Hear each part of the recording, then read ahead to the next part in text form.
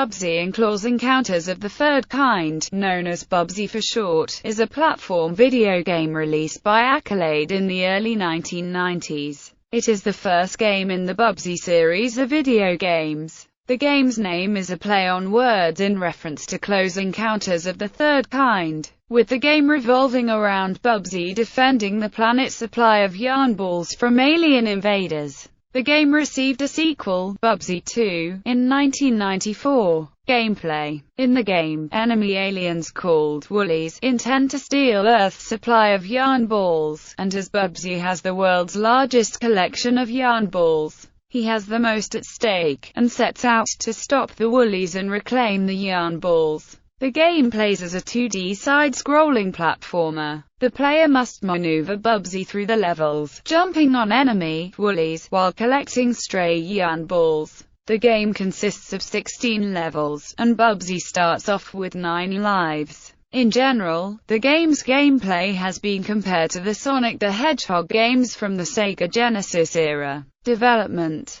Designer Michael Berlin had previously designed adventure video games, such as Altered Destiny and Search for the King prior his work on Bubsy. Eventually burning out on the genre, he came across the original Sonic the Hedgehog and ended up playing it 14 hours a day, for a whole week, in order to find inspiration to do his own take on it. The game was developed and released concurrently for the Sega Genesis and Super Nintendo, with each version looking and sounding almost identical. Approximately 2 years later, the game was also ported to Windows 95, under the name Super Bubsy. It contained slightly upscaled graphics, and the Bubsy cartoon pilot that was never picked up for further episodes. The original Super Nintendo version was made part of Bubsy 2 on Steam in December 2015. The Super Nintendo version is the only game in the Bubsy series to be released in Japan, under the title Yamaneko Bubsy no Deiboken. The game is virtually identical, except that Bubsy's voice was re-recorded in Japanese. Reception. Pre-release anticipation for the game was very high, with the game receiving aggressive marketing regarding the game as the next Sonic the Hedgehog or Super Mario.